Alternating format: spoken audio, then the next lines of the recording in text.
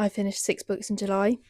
Let's chat about them. Okay, so the first book I finished was Everything is Tuberculosis by John Green, and I loved this book. It was so interesting.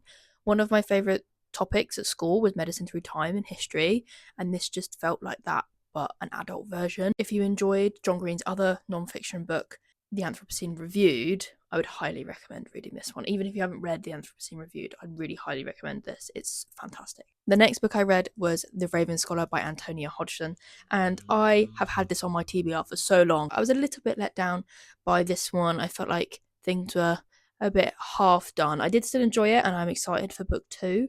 But yeah, a little bit let down. I had very high expectations though. The next book I read was Paladin's Strength by T. Kingfisher. This is the second book in the Saints of Steel series, which I loved. I loved Paladin's Grace, which was book 1.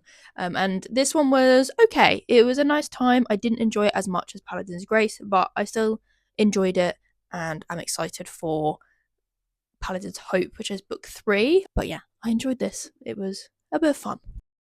I also finished my reread of Heat of the Everflame. I was like halfway through it at the beginning of July, and I put it on pause because I had binged the other 2 books in June, and the 4th book comes out in September. Weirdly, I enjoyed this one the least out of the 3. I gave it a 4.5. I still absolutely loved it, but there is a character that you get introduced to halfway through that annoyed me, and there was a lot of miscommunication in this one, which is a trope that I get very frustrated by, as we'll learn about in the next book I'm going to talk about, which is Tomorrow and Tomorrow and Tomorrow by Gabrielle Zevin. And it was such a weird book. I still can't really describe how I feel about it. I feel like I didn't like it but also loved it. It is filled with miscommunication between the two main characters, Sam and Sadie.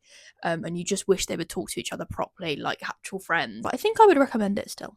The last book I read, listened to, the first volume of the Unselected Journals of Emma M. Lyon, the first volume, I was a bit like, oh, I don't really get what the fuss is about, but I've seen a lot of people say that you should read it as like a pilot and then get into the rest of the series, which I did do. I did it while I was doing up my attic room, or listened to it as I was doing up my attic room, and then listened to volume 2 directly after, and I love this. Oh, I can see what all the hype is about. It really reminds me of Eloise from Bridgerton, if you were seeing it from her point of view all the time. The audiobooks, I would highly, highly recommend. I don't know how I'd feel about actually reading them, but the audiobooks, I'm not normally an audiobook person. I normally can't get into them as much. But the narrator is fantastic. What did you read in July? Any absolutely standout books that you would want to recommend in the comments? Let me know. What do you think I should read in August? Thank you, love you, bye!